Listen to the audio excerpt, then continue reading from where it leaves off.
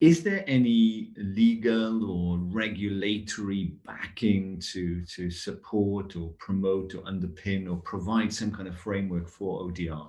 Yes, so we'll rather bifurcate ODRs as or probably consider ODR as a medium of ADR, right? We'll have to think it from that aspect rather than considering it to be a completely independent vertical. ADRs have been in India since for the longest time, and gradually, what we have seen in the march of law and the way the law has been amended and constituted, more and more effort is made by legislature to bring in these alternative dispute resolution mechanisms rather than depending upon the court.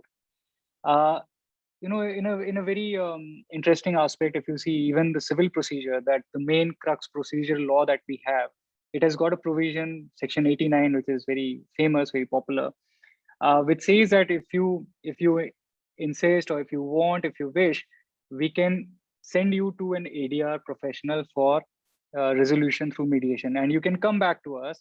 And if you do so, if you resolve your dispute through that mechanism, you get your court fee back, which is a big sort of a relief, a reward, a compensation for going towards ADR. So that is something which gives a very good insight into how the laws are also encouraging towards ADR.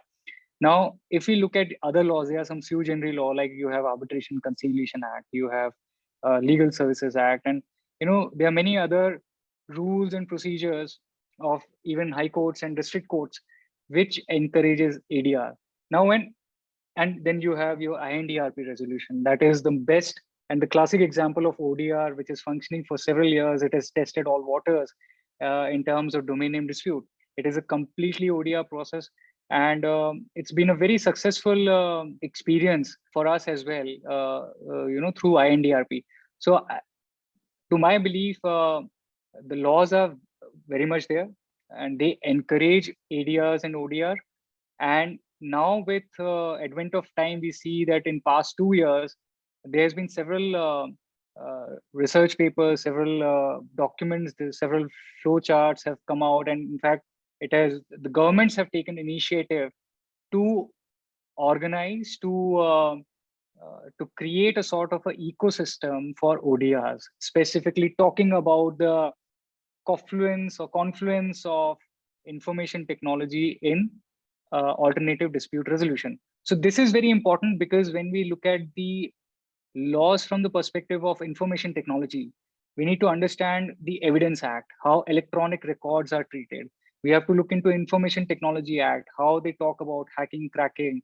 So if there are any issues with, you have your electronic records or electronic forensics, everything is an as is basis. We call it as is basis, that if something goes wrong, then it is considered as is. So you need to also look at from the perspective of these additional laws like Evidence Act, which says that if it's an electronic record, it will be considered as a secondary evidence.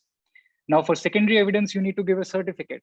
So the law has to now make an amendment, sort of facilitate the whole process of ODR, to say that even if it's an electronic record, even if it's a communication which is happening through a ICT medium, even if it is a recording for that matter is an electronic record, it will be a prima facie proof.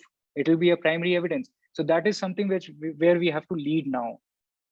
So I think laws as they stand, they are very, very conducive and very encouraging. And I'm hopeful that the laws will become better for ODRs now. Okay, just for the students watching this, could you just elaborate on what that is, please? Yes, domain names, they are considered to be source identifiers. Every company, every brand would have a domain name which is similar to their brand. So if Coke or Coca-Cola is a brand and it has a Coca-Cola.com or Coca-Cola.in, if Tata is a brand, it has Tata.com.in. So while they are technical terms, URLs as we call them, but because of their face as domain names and they being closely associated to brands, they are considered to be source identifier.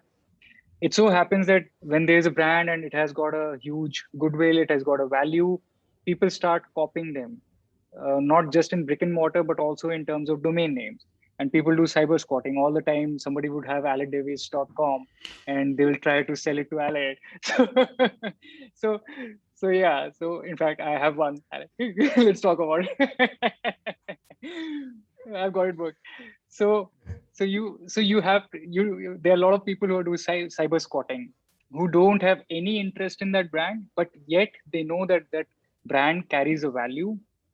It has got a goodwill reputation, and hence it is very valuable to hold that domain name. So if you just randomly do a Google GoDaddy search for any domain name, you will say that the GoDaddy will say that this domain is booked, and it will ask you to you can purchase by bidding. So you will see that there's a value attached to your domain name. If you search for say mercedes.com or benz.com, it'll the value of that domain will go into millions.